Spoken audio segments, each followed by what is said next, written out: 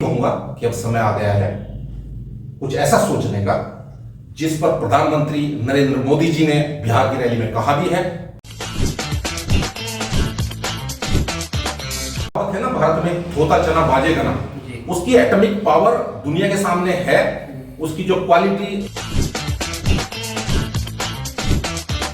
हमारे पास जो एटम है, क्या एटम बम है, क्या हमने वो सजाने के लिए रखे हैं? ऑर्डिनेंस फैक्ट्रीज हैं, उनके पास ज्यादा सामग्री बची है, उनके हालत बहुत खराब है और मुझे नहीं लगता कि 4-5 दिन से ज्यादा वो सस्टेन कर। भारत की सेनाओं के सामने पाकिस्तानी सेना कहीं नहीं ठहरती। भारत और पाकिस्तान के बीच इन दिनों तनावपूर्ण माहौल है और इस तनावपूर्ण माहौल को लेकर क्या स्थिति पाकिस्तान की और क्या स्थिति भारत की है, इन सब चीजों को हम जानने समझने के लिए हमारे साथ ओम सिंह राणा, राष्ट्रीय विकास संगठन के राष्ट्रीय अध्यक्ष और भाजपा पश्चिम उत्तर प्रदेश के क्षेत्रीय संयोजक पूर्व पहले प्रकोष्ठ के आदरणीय ओम सिंह राणा जी हैं। ओम सिंह राणा जी, हम आपसे जरा समझना चाहेंगे, क्योंकि आप पूर्व सैनिक भी रहे हैं। 1947 से जब से पाकिस्तान का उदय हुआ और आज हम 2025 में जब खड़े होकर चर्चा आपसे कर रहे हैं, तो पाकिस्तान की ऐसी क्या समस्या है कि पाकिस्तान क्रॉस बॉर्डर टेररिज्म को हमेशा बढ़ावा देता रहा, और आप ये समझ लीजिए कि भारत के लिए पाकिस्तान एक देश न बल्कि नासूर बन चुका है। योगेश जी, सबसे पहले तो मैं यही कहना चाहूंगा कि जो समस्या है कोई ताजी नहीं है। ये समस्या अगर हम 1947 की बात ना करके हम 1946 की बात करें तो ज्यादा बेटर होगा। हम सभी जानते हैं कि 1946 में जब देश की आजादी से पहले पूरे जो कांग्रेस की पीसीसी थी 15, उनको कहा गया कि हमें अपना एक अध्यक्ष चुनना है, उसी अध्यक्ष को बाद में प्रधानमंत्री बनना था। नेहरू जी हमारे महात्मा गांधी जी की पसंद थे। दुर्भाग्य की बात है कि 12 पीसीसी ने सरदार पटेल जी को अपना वोट दिया था। 3 वोट बचे थे जो सिद्धारमैया और कृपलानी जी के पास थे। मैं तो यही कहूंगा कि नेहरू जी जो है महात्मा गांधी जी के पसंद थे, इसलिए सरदार पटेल जी को अपना नाम वापस लेना पड़ा। उसके बाद जब नेहरू जी प्रधानमंत्री बने 1947 में देश आजाद हुआ। देश आजाद हम बोलते जरूर हैं, पर यह ट्रांसफर ऑफ पावर था, हम सभी जानते हैं। उसके बाद सभी रियासतों को भारत ने एक मुश्त अपने साथ मिला लिया, सिवाय जम्मू और कश्मीर के। जम्मू एंड कश्मीर के जो राजा हरि सिंह जी थे उनको सेपरेट रखा गया। ज्यादा डिटेल में ना जाते हुए मैं इतना ही कहना चाहूंगा कि लेटर ऑफ एक्सेशन साइन हुआ जब कबायलियों के रूप में पाकिस्तान के आतंकवादियों ने और रेगुलर आर्मी ने हमला किया, हमारे जम्मू एंड कश्मीर की महिलाओं के साथ बदतमीजियां की। उसके बाद भारत सरकार ने मदद का आश्वासन दिया और हम लड़ते लड़ते लड़ते हमारी सेनाएं पाकिस्तान के एक बहुत बड़े हिस्से के अंदर घुस चुकी थी। यह हमारे देश का दुर्भाग्य है कि जब जीतने वाले सेनाओं को रुकने के लिए कहा गया और युद्ध विराम हो गया, तो वो जो समस्या है पीओके की, वो तब से चली आ रही है। पाकिस्तान के कब्जे में जो हमारा भारत का हिस्सा था वो उसके कब्जे में रह गया। और आप सभी जानते हैं कि 99% जो वहां की पॉपुलेशन है जेएंडके पाकिस्तान ऑक्युपाइड कश्मीर की, वो मुस्लिम है। 1% में हिंदू और क्रिश्चियन है। दूसरी तरफ मैं यही कहूंगा कि समस्या पाकिस्तान की ऐसी है जिसके ऊपर हमने कई वार लड़े, लेकिन वो है कि मानता नहीं। मैं तो यही कहूंगा कि अब समय आ गया है कुछ ऐसा सोचने का जिस पर प्रधानमंत्री नरेंद्र मोदी जी ने बिहार की रैली में कहा भी है कि कल्पना से परे जवाब दिया जाएगा। अच्छा, मोदी जी ने कहा कल्पना से परे जवाब दिया जाएगा, और उसका असर आप देखिएगा पीछे 22 अप्रैल के बाद से जो स्थितियां बन रही हैं देश के अंदर।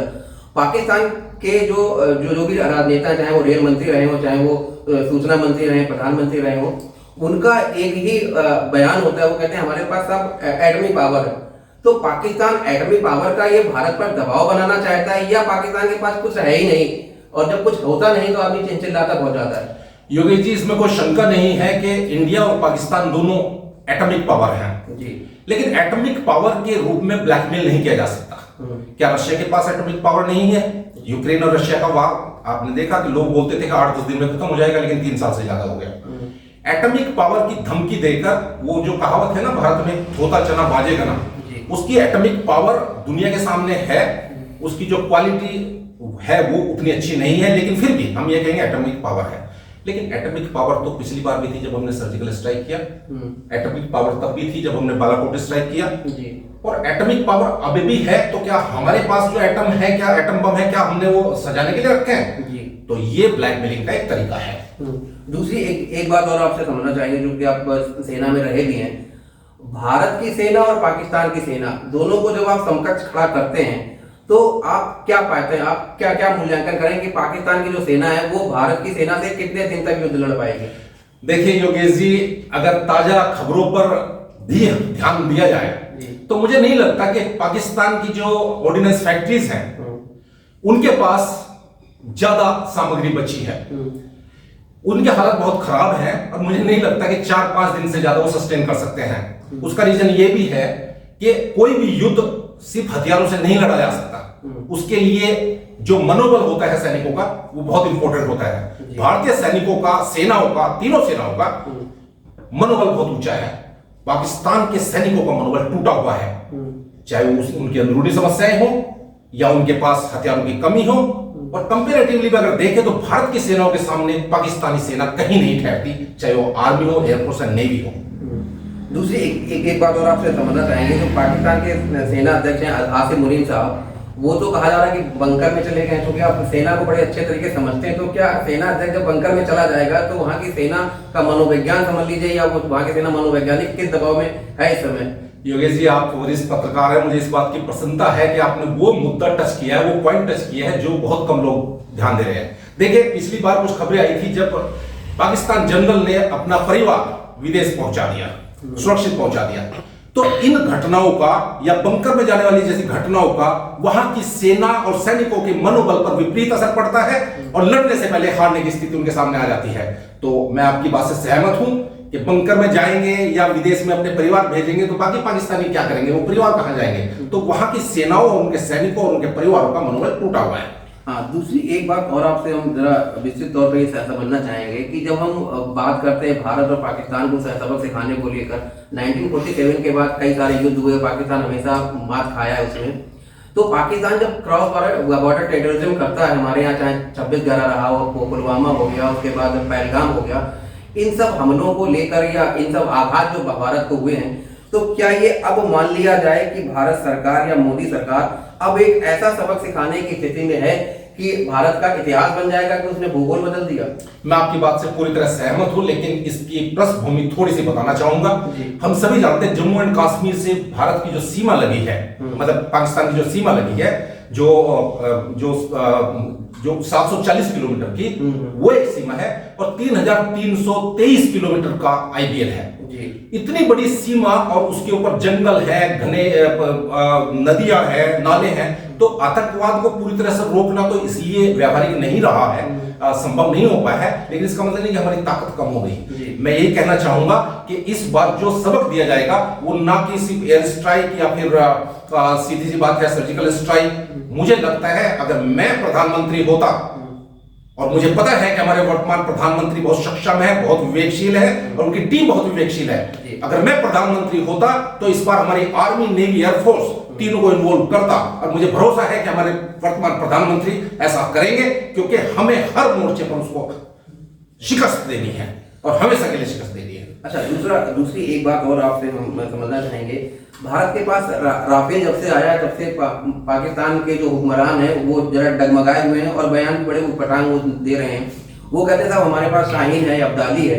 तो शाहीन और अब्दाली को लेके जो पाकिस्तान दम भर रहा है, तो उसमें दम में कुछ दम है भी नहीं, या एक बार हम आपको आपकी बात को बताएं जरा, आपकी बात को थोड़ा सा आगे बढ़ाते हुए।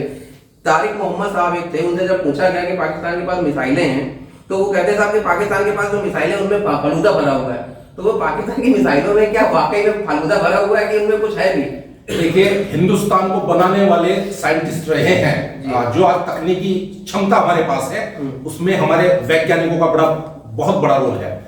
हमारे वैज्ञानिकों ने, हमारे संस्थानों ने अपनी मेहनत से पैदा किया है जो भी कुछ किया है, जबकि पाकिस्तान के अब्दुल कादिर जैसे लोग दूसरे देशों से तकनीकी चुरा कर उन्होंने हथियार बनाए हैं, एटॉमिक हथियार बनाए हैं। तो देखिए, ओरिजिनलिटी और जो चोरी फर्क तो रहेगा।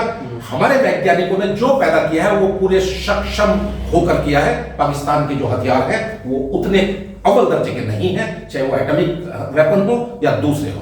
तो इस यही बात बैलिस्टिक मिसाइल्स के ऊपर लागू होती है, यही शाहीन, गोरी और दूसरे मिसाइल्स के ऊपर होती है। तो क्या माना जाए कि जो अब्दाली और शाहीन है ये सब मतलब कुछ ही दिनों में चल पाएंगी, उनकी सब कुछ हो जाएंगी? नहीं, हमें बिल्कुल निश्चिंत नहीं हो जाना चाहिए। मिसाइल मिसाइल है, और आप समझते हैं मिसाइल है क्या। मिसाइल किसी बंदूक की गोली की तरह नहीं होती। सबसे पहले उसको टारगेट की तरफ भेजा जाता है, कुछ दूर तक हम उसको कंट्रोल करते हैं, उसके बाद वो खुद अपना टारगेट सर्च करती है, और एक बार टारगेट सर्च कर लिया और लॉक कर दिया, उसके बाद वो टारगेट को हिट करती है। भले ही उसकी मारक क्षमता कम हो या कुछ कमियां हो, लेकिन हम निश्चिंत होकर नहीं बैठ सकते। लेकिन इसका मतलब ये भी नहीं है कि हम डर जाएं, क्योंकि हमारे पास जो वेपनरी है वो उससे ज्यादा सक्षम है, ज्यादा अच्छी क्वालिटी की है, और हमारी खुद की बनाई हुई है। इसका श्रेय हमारे वैज्ञानिकों को जाता है। अच्छा सर, एक चीज और बताइए, भारत के पास राफेल है, S-400 है, ब्रह्मोस है, अग्नि है, ये इन सब चीजों को लेकर जब हम आगे बढ़ेंगे तो पाकिस्तान कितने दिन तक ठहर पाएगा? जरा इस बात को एक बार और बताइएगा। मैं तो योगेश जी एक बात और भी कहना चाहूंगा, इन सब के अलावा भी ये तो हमारे पास सुपर वेपन है ही। कौन नहीं जानता कि आने वाला वार, अगर फुल फ्लैश वार हुआ, ट्रेडिशनल वार हुआ, तो स्पेस वार होगा या फिर इलेक्ट्रॉनिक वारफेयर का बहुत बड़ा हिस्सा होगा। जी। दुनिया के चौथा देश भारत है जिसके पास एंटी सैटेलाइट वेपनरी है। जी। इसका सीधे शब्दों में अगर मैं बात कहूं, अगर आप देखिए, अगर आपका कम्युनिकेशन सिस्टम ही फेल हो जाए तो आप युद्ध क्या लड़ेंगे, आप गाड़ियां क्या चलाएंगे, आपके वारफेयर जो के लिए जो आपके पानी के जहाज हैं वो कहां जाएंगे, रडार कैसे काम करेंगे। तो इंडिया के पास रूस, अमेरिका और चाइना के बाद चौथा कंट्री है भारत जिसके पास एंटी सैटेलाइट मिसाइल है। लो ऑर्बिट, अर्थ का जो लो ऑर्बिट है, वहां पर हम 300-350 किलोमीटर पर वार करके किसी भी सैटेलाइट को डाल सकते हैं। तो जब उनका सैटेलाइट नहीं रहेगा तो लड़ेंगे क्या? वो अंधा होकर जिस तरह आदमी अपने टारगेट को नहीं ढूंढ सकता, इसी तरह उसके जो शिप्स हैं, वारशिप्स, वो काम नहीं कर पाएंगे, उसका कम्युनिकेशन सिस्टम फेल हो जाएगा। तो ये मत सोचे कि शाहीन, गोरी और इन्हीं चीजों के ऊपर सब वार होगा। मैं कहता हूं कि हमारे पास वो क्षमता है जब हम सैटेलाइट वार की तरफ जा सकते हैं।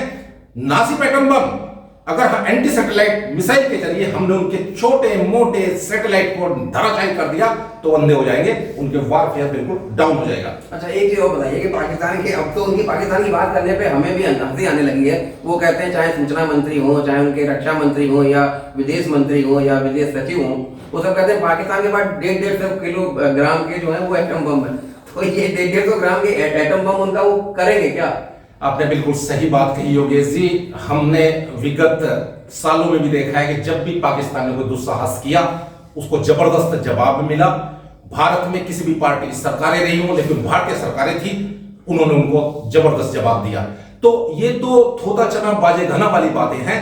वो जो धमकी दे रहे हैं उन धमकियों में कोई जान नहीं है। सब जानते हैं धमकी देने के साथ साथ वो दौड़ते घूम रहे हैं, दूसरे देशों से मदद मांगते घूम रहे हैं। और ये कुछ लोग, एक बात और कहना चाहता हूं योगेश जी, कुछ लोग बोलते हैं कि 22 अप्रैल को पहलगाम आतंकी हमला हुआ और भारत अब तक क्या कर रहा है। देखिए, जब कोई बड़े स्तर पर प्लानिंग होती है तो प्लानिंग होनी चाहिए, कोई जल्दबाजी नहीं होनी चाहिए। बहुत सारे लोग बोलते थे कि रशिया और यूक्रेन का युद्ध हुआ, ये तो 5-7-10 दिन के अंदर खत्म हो जाएगा, 15 दिन के खत्म हो जाएगा। वही जनता ने देखा, दुनिया ने देखा कि वो 3 साल से ज्यादा हो गया। तो हम वो गलती नहीं करेंगे। चाहे वो कांग्रेस के समय का टाइम हो, जब हमारे इंदिरा गांधी जी को मानिक साहब ने कहा था मुझे टाइम चाहिए, चाहे वर्तमान समय 6 महीने का टाइम लिया था दिसंबर में। दूसरी बात, 3 कारण है अभी वार इमीडिएटली क्यों नहीं किया गया होगा। मुझे लगता है प्रधानमंत्री जी और हमारा जो थिंक टैंक है उन्होंने देखा होगा कि देखिए, किसान, हमारे 740 किलोमीटर की जो सीमा है जम्मू और कश्मीर के साथ मिली हुई, उसके बहुत बड़े हिस्से में गेहूं की फसल है, जहां किसान अपनी फसल काट रहे हैं, लगभग काट चुके हैं। इसके अलावा 195 देश हैं, जिनमें से अगर देखा जाए 2 सुपरवाइजर देश कह सकते हैं, फिलिस्तीन और वेटिकन सिटी को।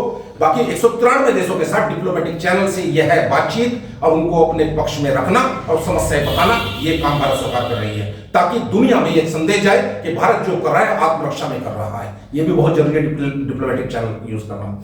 और सबसे बड़ी बात, आधी अधूरी तैयारी के साथ नहीं। जब युद्ध होता है तो आप ये नहीं कह सकते हमने तो इतनी तैयारी की थी और अब बात गड़बड़ होगी तो रोक दो युद्ध, ऐसा नहीं होगा। हिंदुस्तान में पूरी तैयारी के साथ युद्ध लड़ेगा। अगर युद्ध बढ़ता है, ट्रेडिशनल वार में कन्वर्ट होता है, तो भारत उस स्थिति में होना चाहिए जब वो हर खतरे का जवाब दे सकता है। तो इसलिए टाइम लग रहा है। टाइम कितना लगे इसका फर्क नहीं पड़ता, फर्क पड़ता है सेनाओं के मनोबल का। आपको पता है कि भारत के प्रधानमंत्री जी ने जो सीसीएस मीटिंग हुई थी और उसके बाद भारतीय सेनाओं को पूरी तरह से ये आजादी दे दी कि समय आप चुनेंगे, तरीका आप चुनेंगे और अपने हिसाब से युद्ध करेंगे। तो ये बहुत बड़ा परिवर्तन है। भारतीय सेनाओं के हाथ में निर्णय लेने की क्षमता के साथ साथ आजादी दे दी गई है। तो मुझे लगता है समय भले ही लगे, हम सक्षमता के साथ युद्ध करेंगे। दूसरा राणा साहब, एक चीज और आपसे समझना चाहेंगे, सामरिक तौर पर अगर हम देखें तो पाकिस्तान न्यूक्लियर बॉम्ब की बात करता है और भारत जो है वो सामरिक तौर पे या कहें यूएन के देशों में जाके पाकिस्तान को ही न्यूक्लियर कर रहा है, यानी अलग कर रहा है।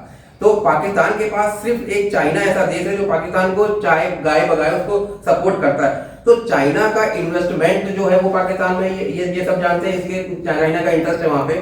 तो चाइना अगर युद्ध में आ जाता है, ऐसी कभी स्थिति बनी, हालांकि ऐसा होगा नहीं, लेकिन कभी ऐसी स्थिति बनी तो भारत स्ट्रेटेजिक मूवमेंट में भारत कैसे आगे बढ़ेगा? देखिए, मैं कहना चाहूंगा योगेश जी, मैं इसीलिए शुरुआत जो करी थी वो उस समस्या से की थी जो मैं नाम नहीं लेना चाहता, ना ही लेना चाहिए। आजकल पार्टी की बात नहीं है, मैं भारत सरकार की बात करूंगा। 1947 के समय पर जो सरकारें थी, 1948 में जब कबायली हमला हुआ उस समय पर पीओके जो उनके हाथ में छोड़ दिया गया और हमने जो जीता था वो भी छोड़ दिया। तो वो समस्या चली आ रही है। उसके बाद जो पाकिस्तान ऑक्युपाइड कश्मीर का हिस्सा पाकिस्तान के कब्जे में है, उसने उसका काफी बड़ा हिस्सा पाकिस्तान को चाइना को लीज पर दे दिया और चाइना ने उसमें इन्वेस्टमेंट कर दिया। चाइना का इन्वॉल्वमेंट वहां पर है अवश्य, लेकिन इसका मतलब ये नहीं कि अंतरराष्ट्रीय स्तर पर भारत ने जिस तरह से पाकिस्तान को अलग थलग किया, आप ही के शब्द हैं, उनको अलग थलग कर चुके हैं हम। 195 देशों के पास हमारे डिप्लोमेटिक चैनल के जरिए हम अपनी बात रख चुके हैं। उसको अलग थलग करने के बाद चाइना की ये हिम्मत नहीं हो सकती कि वो खुलकर पाकिस्तान का साथ दे, क्योंकि आप जानते हैं कि अंतरराष्ट्रीय स्तर पर टैरिफ वार और दूसरी चीजें ऐसी आई हैं कि भारत के साथ पूरी दुनिया खड़ी है। और सबसे बड़ी बात, भारत के साथ भारत की सेनाएं, भारत के सैनिकों का मनोबल ऊंचा, ये ऐसी क्षमताएं हैं जो पाकिस्तान के साथ नहीं है। दूसरा एक आखिरी सवाल और आपसे करेंगे कि भारत ने एक बड़ा मतलब विलक्षण फैसला लिया और इस फैसले का सीधा सा असर पाकिस्तान पर पड़ा, जिसको कहते हैं सिंधु जल समझौता। सिंधु जल समझौते को लेकर आप समझिए कि 47 के बाद या 1960 के बाद जब हुआ, उसके बाद ऐसा कोई कार्रवाई हुई नहीं, चाहे भले ही भारत पे आतंकवादी हमले हो या कारगिल जैसी युद्ध की स्थिति बनी हो। सिंधु जल समझौते के ऊपर भारत सरकार ने अभी तक कोई कार्रवाई नहीं करी, लेकिन अब मोदी सरकार ने कहा है कि सिंधु जल समझौते पर आतंक, खून और पानी एक साथ नहीं बह सकते। इसको आप कैसे देखते हैं? मैं तो यही कहूंगा कि जो पहले नहीं हुआ ऐसा बहुत कुछ अब हो रहा है। आर्टिकल 370 की बातें करते थे, बोलते थे जो इसको टच करेगा खून की नदियां बह जाएंगी वगैरह वगैरह। आर्टिकल 370 गया, 35 गया, तो वो जो पहले नहीं हुआ वो इन सालों में हुआ है, 2014 के बाद हुआ है। रही बात इस के उनकी धमकियां कोरी धमकियां हैं। सिंधु जल समझौता जिसका 80% जो पानी है वो पाकिस्तान के जरिए इस्तेमाल होता था। आप देखिए कि वहां पर 3 नदियां हैं और हमारी 3 नदियां हैं, कुल इसको सिंधु जल समझौता बोल सकते हैं। लेकिन अभी तक ऐसी कभी नौबत नहीं आई थी जब भारत सरकार ने इस मानवीय आधार पर भी हमने बहुत कुछ अच्छे काम किए हैं। अभी भी आप देखेंगे, अभी भी पाकिस्तान के कुछ नागरिक यहां पर इलाज करा रहे हैं, एक बच्ची यहां पर इलाज करा रही है, हमने उसको जबरदस्ती नहीं निकाला है। तो मानवीय आधार पर कभी भी हिंदुस्तान ने यह नहीं सोचा था कि हमें सिंधु जल समझौते के तहत अपना जो समझौता है वो तोड़ना पड़ेगा, स्थगित करना। तोड़ा नहीं है, मैं फिर कहना चाहता हूं, सिंधु जल समझौता तोड़ा नहीं है, स्थगित किया है।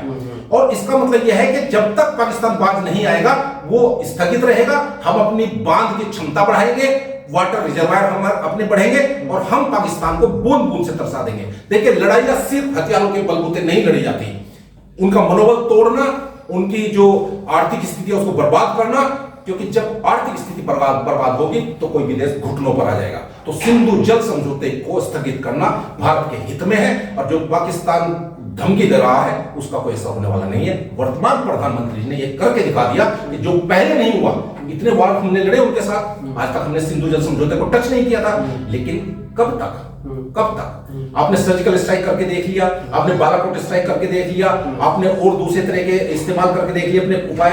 तो जब वो नहीं मान रहा है, पहलगाम आतंकी हमले के बाद हमने ये निश्चय किया कि वर्तमान सरकार और वर्तमान प्रधानमंत्री और उनकी टीम, अरे अजीत डोभाल जैसे व्यक्ति हमारे पास है एनएसए, जो थिंक टैंक के बहुत बड़े सूत्रधार हैं, हमने ये तय किया कि वो तो हमें खून से सरोवर कर रहे हैं और हम उनको पानी देते रहेंगे।